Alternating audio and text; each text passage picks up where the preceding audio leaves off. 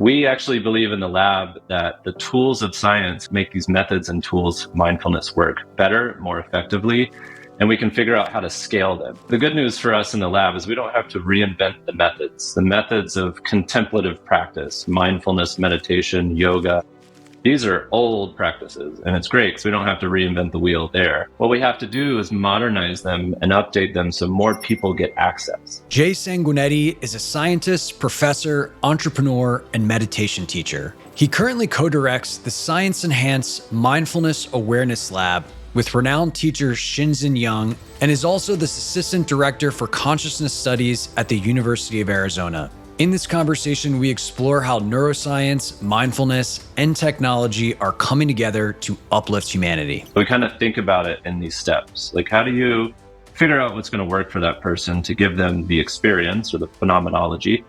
This is about having a deep sense of equanimity. And that deep sense of equanimity is going to allow you to be open to all the challenges in your life. Not so that you're just happy and, laissez-faire all day, but actually so when challenges happen, you'll experience them deeply and go into the challenges and then work on them in real time. Jay's lab has had some promising breakthroughs through leveraging ultrasound to accelerate people's capacity to experience deep states of equanimity. Where we started was really trying to focus on that equanimity piece and asking, can we use something like non-invasive focused brain stimulation, target that into a certain part of the brain that we think is involved in equanimity, and give a person a taste of that. The promise of Neurotech may just be in its precision and accessibility relative to other mind-altering technologies. Unlike with something like psychedelics, which really sort of changes the neurochemistry of a broad set of biological processes, your brain, your stomach, all kinds of stuff are going to change. With Neurotech, what we can do is we can focus into certain networks in the brain.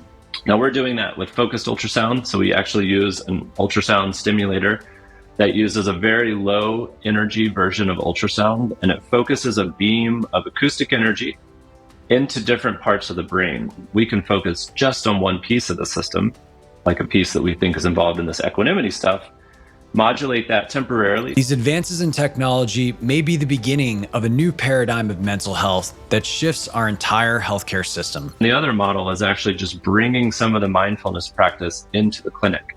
And I think that's like a Trojan horse approach, where the first line of treatment being Prozac or benzodiazepines, why not have the first line of treatment be mindfulness plus ultrasound?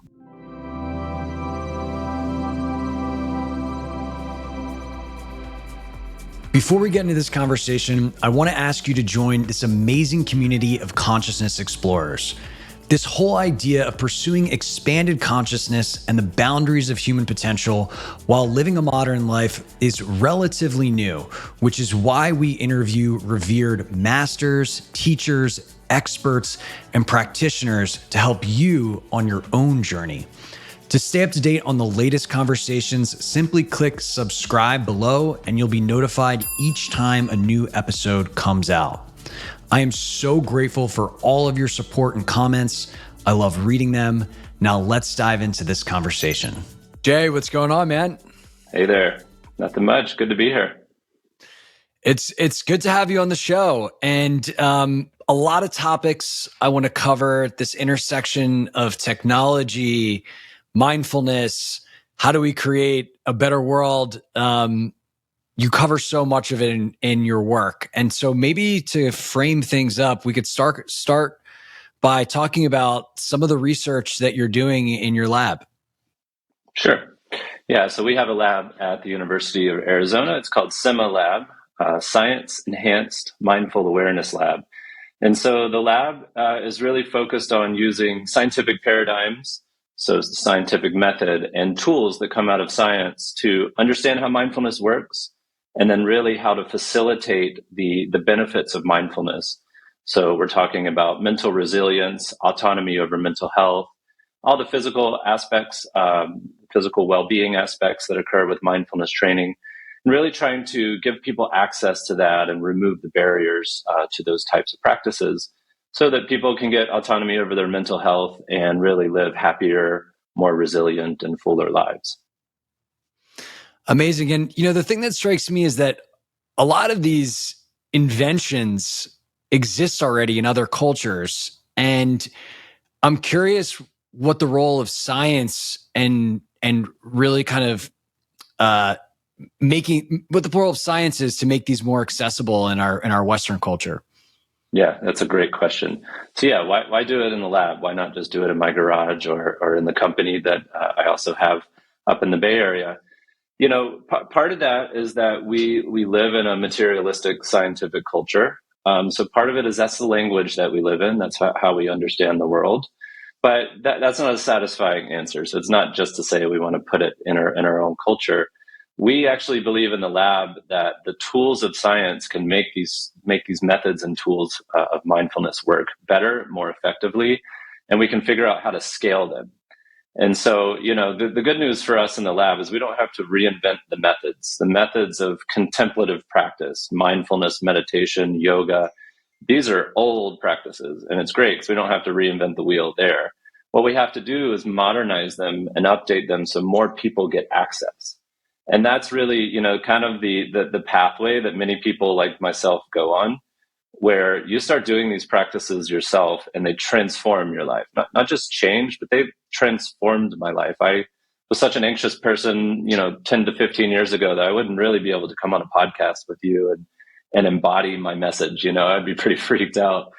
And through the practice, it's helped me to sort of equanimize that, let that go, you know, taste that in the moment so that I can be present with you. And that's made my life much richer and more enjoyable and much less anxious. And so you have that sort of internal experience when you start practicing meditation for 10 years. And it happens for almost everywhere where you go, I want everyone to have this. Like, what if everyone could get some access to this? Totally. It really would change the world. And now we know we got all these apps, you know, can't think of the name, but there's a couple apps out there. Headspace, Calm, Headspace, a bunch there of you go. them. Headspace, Calm. You know, there's a ton of apps that are really delivering some of these practices to people. And 95 to 98% of people are going to drop off of those apps within the first month of use. So there's a big need, like out there in the public, the consumer space, like people want these practices. And yet it's hard to get those connect to people in their lives. And I think that's really where science can come in, is to figure out what do you need in your life and which of the thousands to millions of meditation, yoga, and contemplative practices are going to work for you in this moment. And how do we use technology and science to connect that to your life? And I think that's really where we're right on the precipice of creating those types of paradigms. And that's what SEMA Lab is trying to do is do some of that. I agree. It is a very interesting time where the information age has created an abundance of access and choice to these kind of ancient technologies that at one point, you know, you hoped some guy in your village could teach you, right? And now everybody can get the teachings, but there's so many teachings and we don't know which one to do and which one is going to be best for us. And we could become lost in that. And I think, you know, technology has such a fascinating capacity to potentially give us access to these things in more profound ways, which can create inspiration. And I know that's something that you have done a lot of exploration with in the role that ultrasound and some of these other things can do. And so maybe we could talk a little bit about, you know, what some of that experimentation and learning has been and how you see that applying to the dynamic that we just described. Yeah, that's a great question. And you know, when you're really thinking about like how do you give a person a taste of what these practices can do?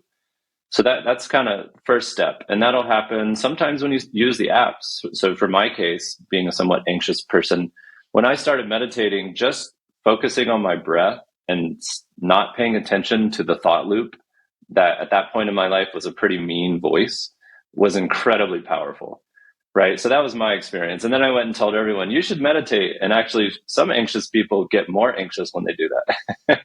Right. So, you know, the first step is like really finding methods that give a person a taste of some of the foundations of the practice. That then connects to motivation. So once they start seeing how this practice applies outside of the pillow, off the pillow, outside of the lab, and in the world, then they start getting motivated to do it again, and then it becomes a feedback loop. And so we kind of think about it in these steps. Like, how do you figure out what's going to work for that person to give them the experience or the phenomenology? And then step two is, how do you then show them, like, this isn't just about focusing on your breath. This is about having a deep sense of equanimity. And that deep sense of equanimity is going to allow you to be open to all the challenges in your life, not so that you're just happy and, laissez-faire all day, but actually so when challenges happen, you'll experience them deeply and go into the challenges and then work on them in real time. And once people start making that connection, they go, maybe I should meditate some more, right? Because this stuff is really working. And then, broadening that out to every aspect of their lives. And so the lab is working on all of these steps one by one. But, in science, right, we have to sort of reduce the problem down to tangible outcomes. And so where we started was really trying to focus on that equanimity piece and asking, can we use something like non-invasive focused brain stimulation, target that into a certain part of the brain that we think is involved in equanimity, and give a person a taste of that, right? And you might be asking, well, what's equanimity? Why is this so important in the first place? And that's really, where we started focusing in the lab was around a core concept that we think is involved in mindfulness called equanimity, which you could sort of think about it like mental or emotional stickiness. So imagine you have a spouse or a loved one and you get in a fight with them and they say something to you and it just gets stuck like honey, in the system. You can't get that out of your head. And maybe you have a child that you need to be paying attention to, but you're sort of stuck thinking about this thing and not really paying attention to what you need to pay attention to. That would be low equanimity. And as you practice mindfulness practices, what happens is that you gain this capacity to open up to troubling, negative, or positive experiences like that. That allows that stickiness to reduce. So that when you get in a fight with your spouse, they might say something that hurts a little bit. You can open up to that hurt, note it, let it go back to its baseline, and then pay attention to your child. And that's a core component, we think, of all of these practices. And so what we're trying to do is actually boost that a little bit with this neurotechnology that we're working on.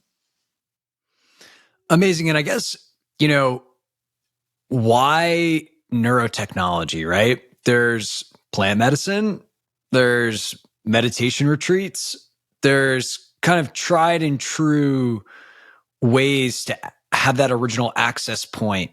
And, the neurotechnology is one of those. And I'm curious, what do you find compelling about that? Yeah, that's a great question. We think about all of these things that you just listed as accelerators. So my colleague Shinzen Young, who's a well-known meditation teacher, it's kind of his term for anything. So having a baby, falling in love, actually going through death, having a death in the family, winning the lottery, all the way to psychedelics and brain stimulation. All of these things can be accelerators to your practice if you apply them to the practice. So we put neurotechnology as part of this broad category. And I think they can all be useful. So I think psychedelics are useful. I also think they can be dangerous. We can talk about that piece as well. But they really definitely can be dangerous. Right. They're not a panacea. But again, if you're using them in the context of boosting something like equanimity or using them as a treatment, they become extremely powerful. And so we're thinking of neurotechnology as one of those accelerators. And the reason that we think it can be so powerful is because, unlike with something like psychedelics, which really sort of changes the neurochemistry of a broad set of biological processes, your brain, your stomach, all kinds of stuff are going to change. With neurotech, what we can do is we can focus into certain networks in the brain.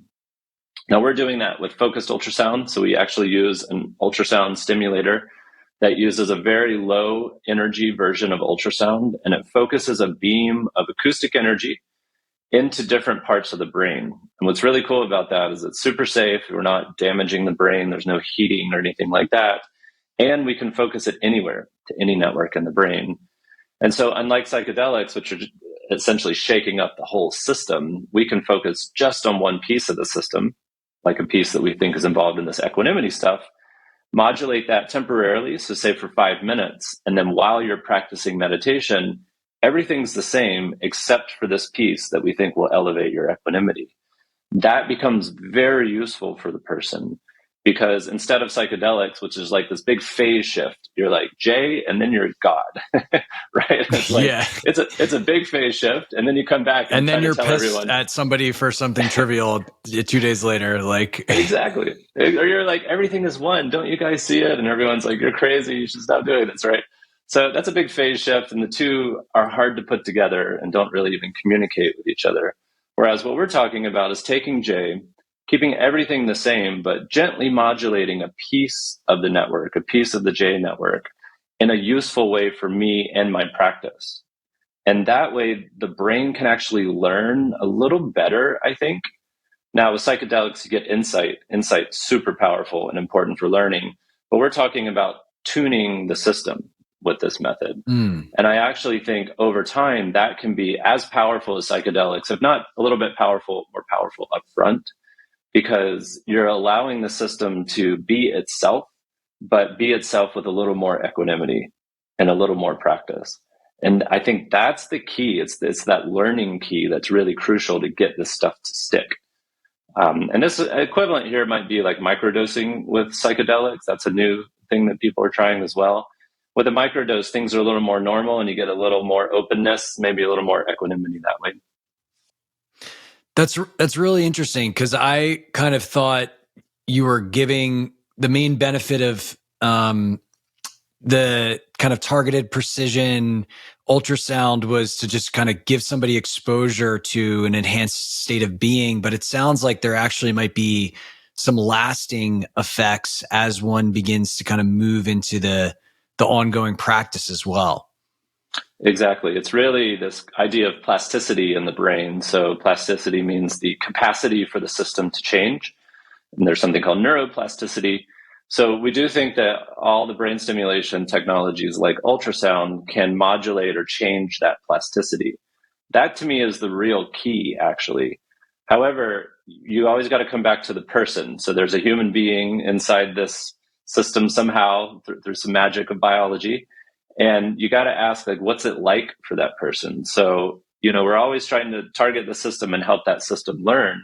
But you also have to think about the experience that the person is having, because that's going to motivate them and give them the sort of carrot to see like where this can go.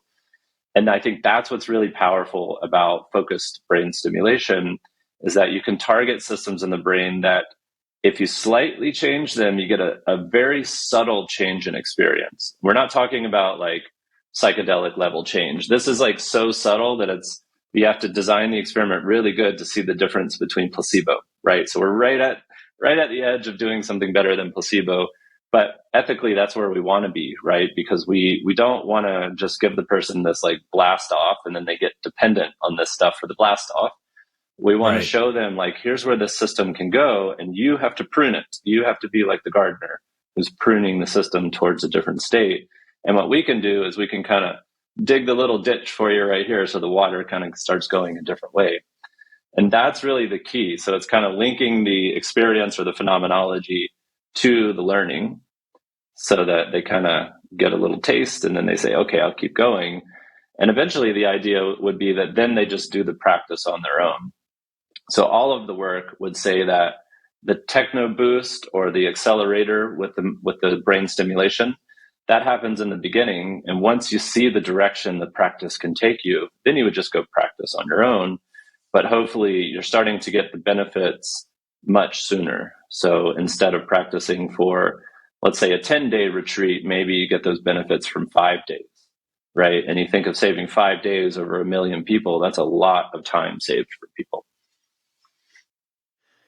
Yeah, I mean, it's super compelling. I just think about my own flirtatious relationship with meditation, where you start, you stop, you start, you stop, you say this sucks, then you have a panic attack, and then you do it again. And it's a tale as old as time. And the question where my mind goes to this is like, well, what does that look like? Like, does meditation become a part of a doctor's office visit where there's an ultrasound machine that can initiate this protocol, like how does this, let's like play this out if this becomes, some type of like system effectively that people really start to just have incredible results on, like how does that system become more available in our current infrastructure?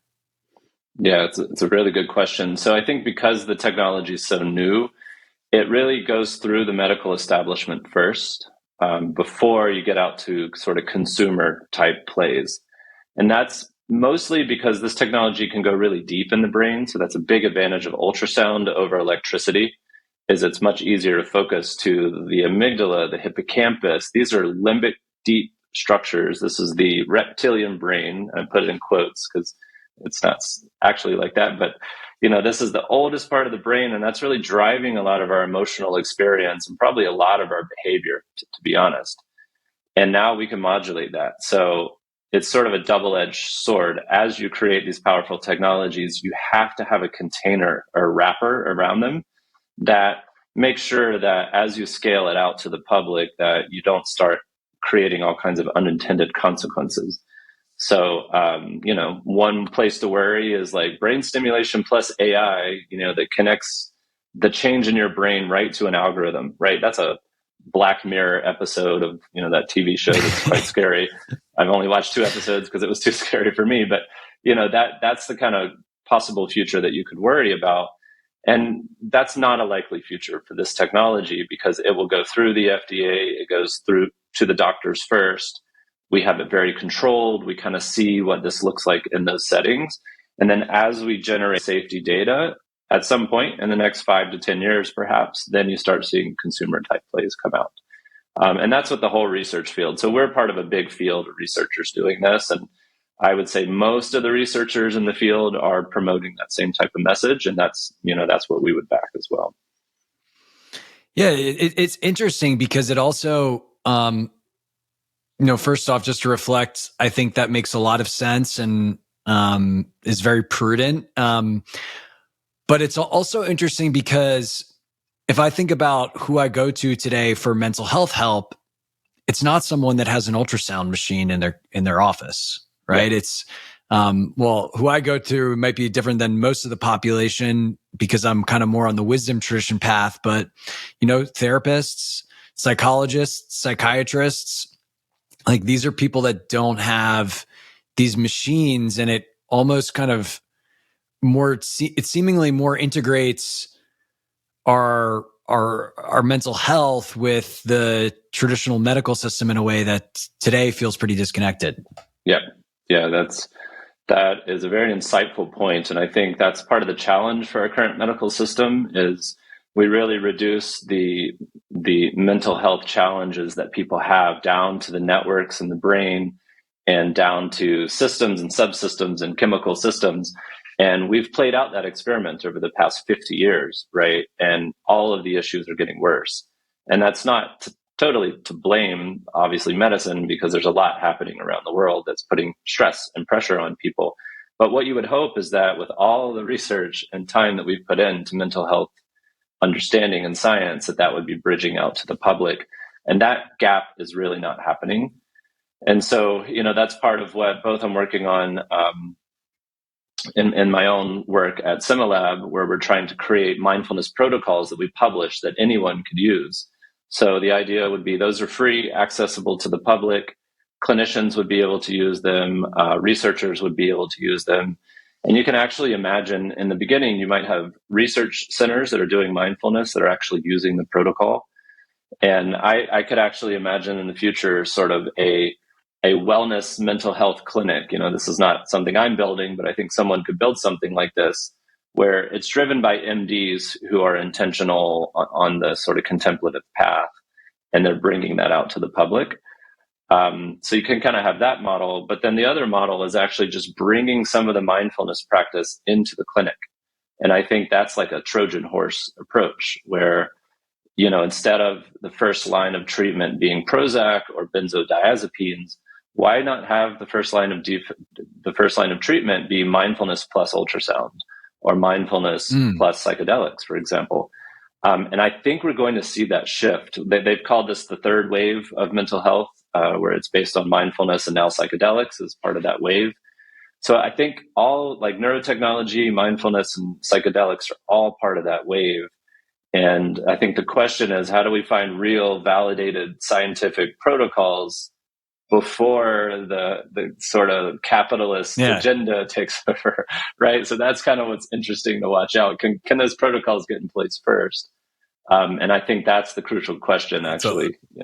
Yeah, don't tell the pharma companies about this. Right. Or just get the right people patenting the protocols and know what they're doing at least. So, so that's this interesting race that's going on. And it's probably going to be a messy race, but I think out of that over time, once the hype cycle ends, you get the real work happening, and that real work is going to take, decades to happen. But I think, as we need these interventions, as the world changes, they're going to start coming out. So I hope you're enjoying this conversation so far. If you like what you hear, let me know by clicking like, subscribing to the channel, and responding with a comment around something that you found interesting in the conversation so far. In addition to these videos, I do a lot of writing on the exploration of consciousness and my own personal revelations in my newsletter called Consciousness: The Doorway to Human Evolution. To receive these updates and more, all you need to do is simply head to the link in the description below, and you'll be added to the community of 20,000 plus consciousness explorers receiving weekly ideas and inspiration in their inbox. I look forward to hearing from you there. Now let's get back to the show. Yeah, I mean, look, let's be real. Like, our current situation necessitates it, which is why I think a lot of people like you feel a sense of urgency around getting these learnings and protocols and technologies to market. And I think one of the main things that I would call it a hazard, that we're going to have to figure out is the integration component. Because I already see it now with psychedelics, where we have all these people that are going on these weekend retreats and having their brain shaken up. And then it's like, okay, good luck.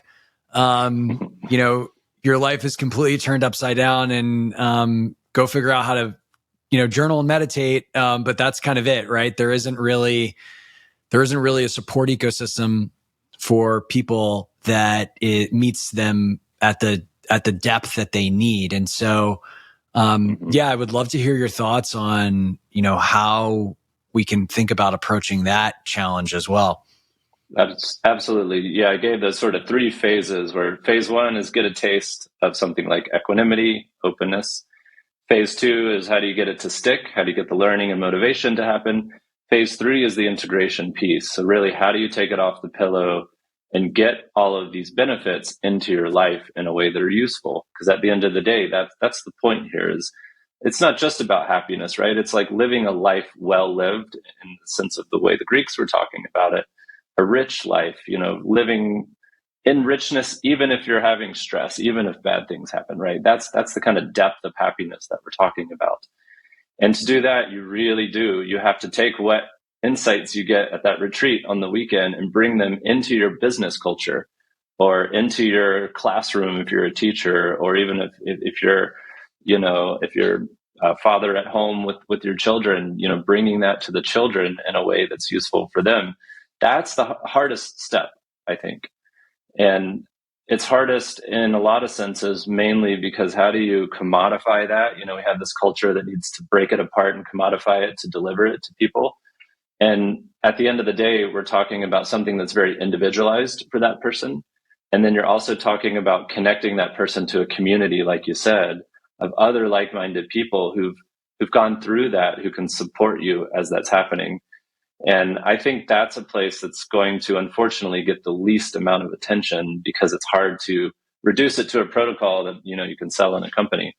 But I actually think that artificial intelligence is a place where this is really going to help, believe it or not, because I think a lot of the stuff that needs to happen up front is very personal, and it's very almost conversational. And I know this because I'm also a meditation teacher. So I teach one-on-one students, and I teach in groups.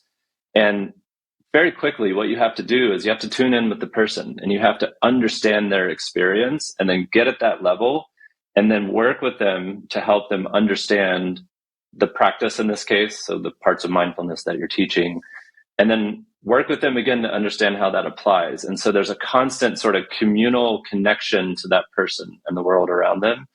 And it's very interactive. That's just the kind of way that this human system works, right? And what's pretty wild about like large language models is that's what they're doing. They're very conversational. They're kind of tuned to tell us what we want to hear. So we got to work on that a little bit. But, I think once we have some AI bots that have this capacity, that might take the person from the experience to the conversation that they need to have to understand, how does this fit? So how does understanding that everything is connected, everything is space, time, and energy and information.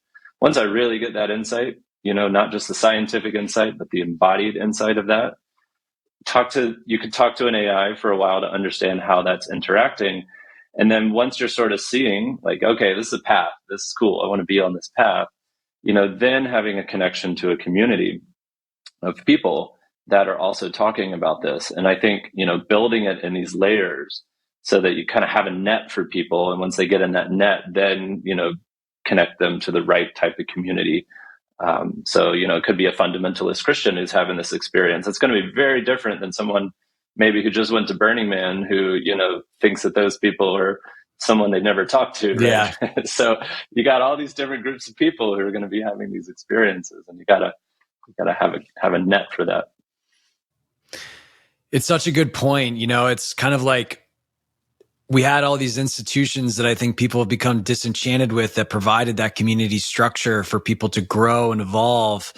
And at least in my generation, it seems like, and I would say we're in the same generation, it's like, that's hard to find.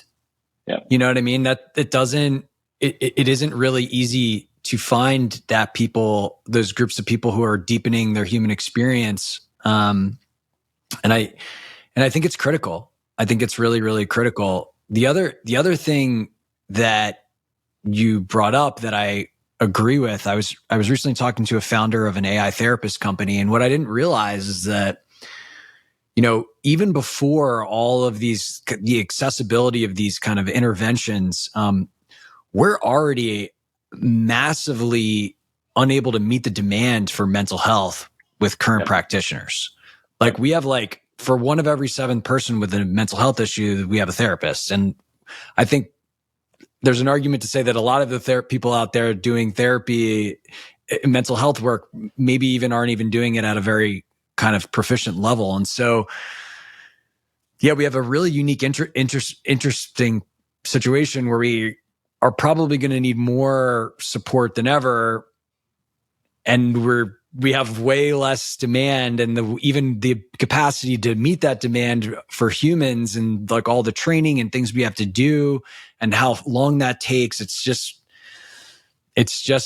not a good situation. And so AI seems like perhaps a unique pillar that we could lean on if we could build effective solutions to kind of close the gap in some ways. Yep, absolutely. And I think that really gets to the deep why. So why are these people building, the tech folks, for example, building the AI? Like, what's the system's goal underneath? And I think we have to continuously make that our practice of coming back to that question. Because if let's pick on Facebook for a minute, right? This algorithm behind the scenes is got its own goals, and they're kind of maybe even hidden to the people programming them at this point, but they're reaching the goal of the shareholders, which is generate certain clicks and all that's right. So, imagine creating a system that has a model, a really scientifically and let's say spiritual or contemplative based model of human well-being, right? We're talking about well-being to the depths of well-being, what traditions have called enlightenment. So a true understanding of the sense of self and your connection to the present moment.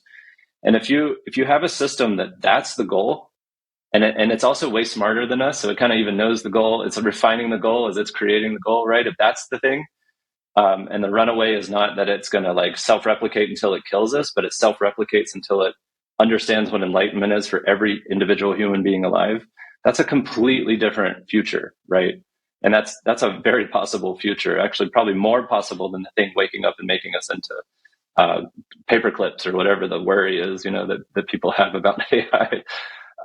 But that really gets to the foundation of like, pragmatically, what do we think this technology can actually do for the human being right now? And what is the tuning, what's the goal underneath, and where can it tune the person to? Shinzen actually has a model he calls the periodic table of happiness elements. So like the periodic table of elements, it's the elements of happiness for a human being. Mm. And I think we have to start somewhere like that. And the sciences, there's something called the PERMA model by Seligman. That's the model of well-being or flourishing. So a very similar model. But I think all that we have to do is for all the folks building this technology, start with one of those models and say, based on the best science that we have about a flourishing or happy human being, where does my technology fit the model? So instead of like, how do I incentivize clicks and attention? That's one model. How do I in Shinzen's model, one piece of the model is relief from suffering, right? So what we're working on in the lab is like using mindfulness to help people who have addiction, depression, and anxiety. That's relief. But if you take that outcome and put it in the model, relief is one of 4 pieces. So if I had a company and I said, all I got to do is give you relief, I could create an opioid and I could make your pain go away. And I could say, look, we win. Your pain is gone. But look what happened to the opioid crisis. We made pain go away and suffering increased. And the only reason for that is we weren't looking at the other pieces of the puzzle of happiness of a human being. And our system is really made to like incentivize the outcome of pain going away. And they made billions and billions of dollars off that. But at the end of the day, the other pieces, so another piece is like connection to humans in Shinzen's model. So you can make relief go away by taking an opioid, but also your connection go away because now you're like sitting in your room drooling on yourself on opioids, right?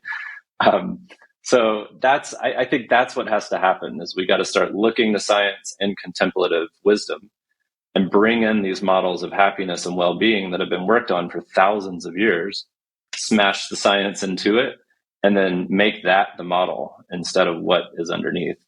And then the AI is going to be useful. The technology is useful. The psychedelics are useful. All of these things become useful. So, but it seems like we kind of need to move away from this world where people are working on point solutions in isolation that don't take into account these other components. Yep. The other thing that comes up for me too is just like aligning the stakeholders, right? Like I just think about my last company was venture backed. People wanted time in app, right? Like, yep. Like when you take money to build these things and the people expect returns, it can complicate things. It complicates things. And so, the whole system kind of needs to be perhaps looked at in new ways. And I know that a lot of the things that you and Shinzen are doing are kind of more open source oriented in nature and, aligning the business model to the solution too, I think is super important. Yeah, that may be the 4th phase. So there's a hidden phase, which is the alignment. Because as we know, both with psychedelic interventions and long-term meditation practice, as you change your sense of self, and in a case, if your sense of self becomes more porous, is one of the terms used in the literature, you go from a very solid, separated person to a very open, kind of porous person. Things come in and out, and it's a bit more fluid. That also is not always useful for a human being. You can be too porous. You can be too open, right? And so there's this sort of other side where if your goal is to live in a cave and feel like you're fing all day out of your body, that's fine. That's a goal. You can go do that. But if you still have to be a father and a CEO of a company and run a lab, you still have all these sort of things that this body and human being need to align to, then that's going to be part of the practice as well. And so that's where, you know, in Shinzen's system, he's got this sort of social component, and that has to be actively worked on with loving kindness practice and compassion practice, but also insight into what does this body need to do? You know, what is the social part of that? And if I'm just going around telling everyone, oh, everything's porous and there's no difference between the inside and the outside, it's all one, like, don't worry about it. You know, the feedback I get from my students is like, don't you know that the planet's on fire and like there's no future for me? That's something that I have to align to, right? And that's something like, even if I'm having these beautiful inner transformations, you know, there's an outer world that I'm in at the moment that has to align to that. And so, you know, I think that's the practice that kind of starts with the individual and then moves out to each piece, you know, all the way to your business model, if that's what you're working on. And I think, again, the hard part is we don't have a model to connect that. So the business model is connected to capitalism, obviously, which is connected, you know, in my view, to the way energy works and other things. You go down that pipeline. Whereas what we're talking about is helping a human being understand what they truly are and then flourishing in a world that's kind of falling apart because of the capitalist system that we're trying to connect them to, right? And I think that's where, you know, the work really has to happen. Yeah, you know, you brought up an interesting point where there's this phase in the spiritual journey, contemplative, whatever you want to call it, where it goes from meditation to life becoming a meditation. And that it really is, in my opinion, just a much more fulfilling, adventurous, wondrous way to live. But there isn't a lot of, like, I guess, like a ton of like defined instruction and different things like that really support that. Mm-hmm. You know, that really make that connection, that bridge easy. I mean, it just from my own experience, it just kind of happened organically through working with a teacher, but not everyone's going to have that luxury. Yeah.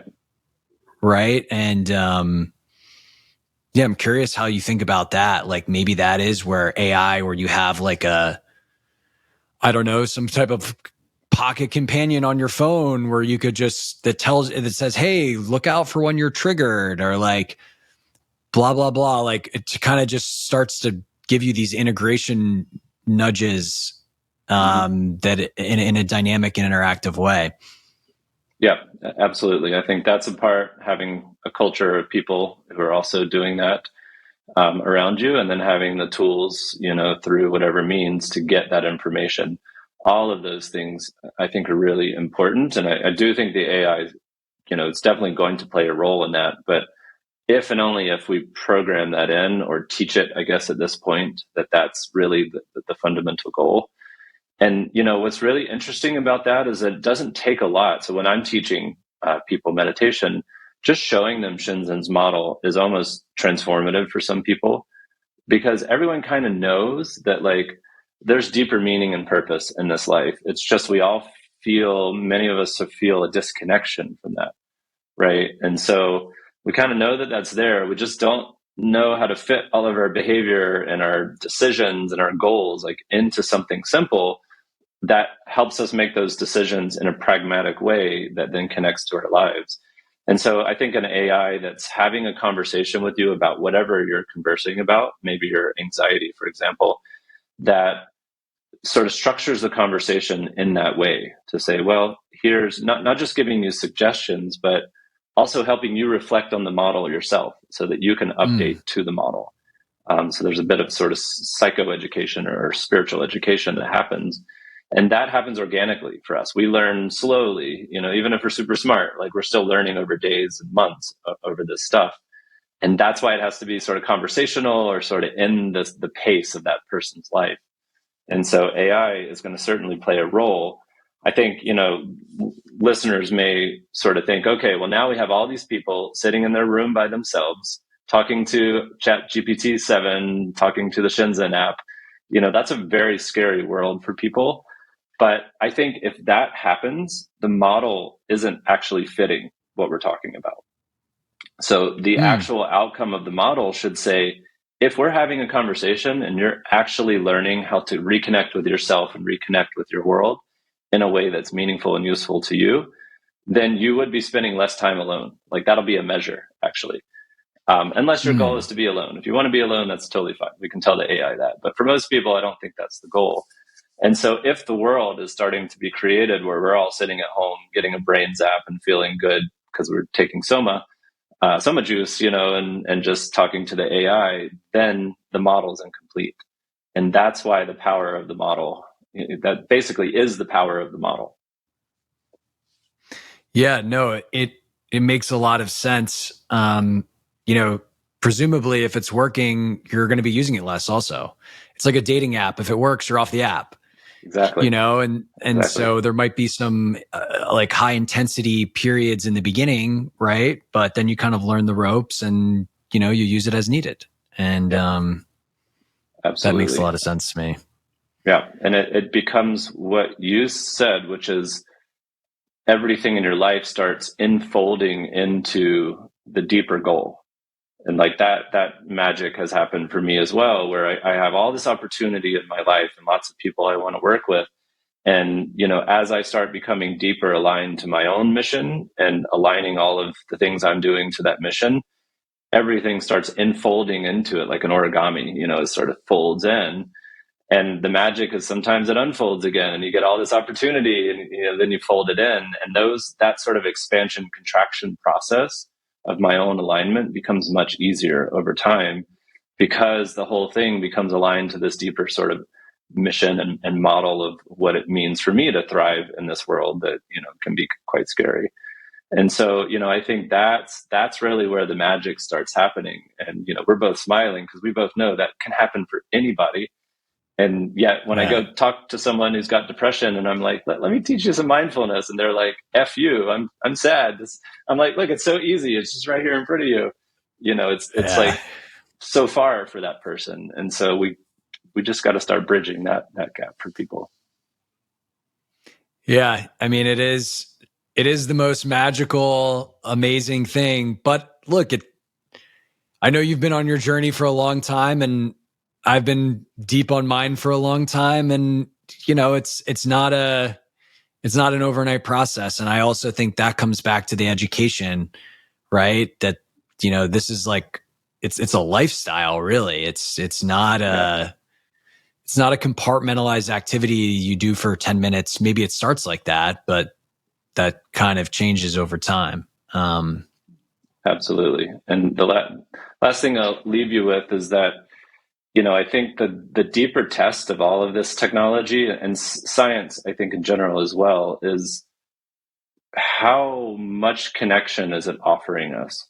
So, there's this term non-duality, which is a good term in some sense and a confusing term in other sense. But if you're thinking about what is a problem for many people, they're alone, they're in their house, they're watching news that's designed to freak them out and activate the limbic system. And the world is feeling like it's changing faster than we can keep up with. And we don't know what to do. Well, we feel very disconnected from this process. And a lot of people feel like there's a group of people in the government who are secretly controlling everything. And, there's all this sort of conspiracy going on. And I think a lot of that is connected to our technology in the sense that it's separated us more from being able to just go out of the house and do something about the world, right? Like at the end of the day, like that's kind of, it'd be great if we could all feel like this body could go do something and actually make a change. And we've been told that we can't, right? We've been told this is all out of our control. The ice is melting. The governments are too powerful. There's nothing you can do. Just sit at home and watch the news, right? And I think that there's the test. Like if the technology can start just bridging that connection gap from separation to connection, if that's the simplest dimension that we're thinking about, that's where we have to work, right? Is like saying, is the psychedelics helping me connect, not just on the weekend, but in my business practice or as a father? Is the brain stimulation just making me have a little relief from the moment of fear? Or is that relief actually connecting me back to something useful in my life? And so I think even if we started there on that dimension and said, just ask that question about the tech, is Facebook really giving you a connection with your friends, or is it separating you through a layer of images of yourself? Clearly the last, in my case, or my experience, right? So simple, but all the other technologies that we build, are they just shrinking those layers of connection to give you, some type of feeling of autonomy over the world that you're in. And so I think a lot of people are actually working on that. Like I see that when I'm over in Silicon Valley, there is actually a lot of work on that.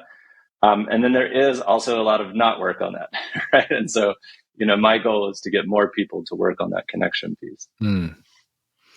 Powerful inquiry. And, Jay, I just want to say super grateful to have you on the show. I will make sure to link out. I know you got to run to link out to all the different places you're doing things online, but I want to give you just a quick opportunity to let people know where they can explore more of your work if they're interested. Definitely look up our lab.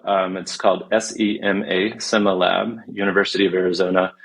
We put most of the stuff on the webpage there, so you can see what we're up to. You can also look up the publications that we have coming out. And there's lots of stuff on YouTube for both me and Shinzen. Shinzen's all over the place on YouTube, so definitely check him out as well. And there's a lot of podcasting that we've done as well. So yeah, happy to. And if you want to reach out, you can connect with me through the SEMA Lab website. There's a forum there. So feel free to reach out if you're interested in the work, if you want to come participate in some of the research or, get involved in some way. Amazing. Well, thank you so much, Jay. We're grateful for you. Excited to see all the amazing stuff that you guys work on in the coming days, months, years. And thank you everybody for listening. We're grateful for you too. Thank you. This was a lot of fun.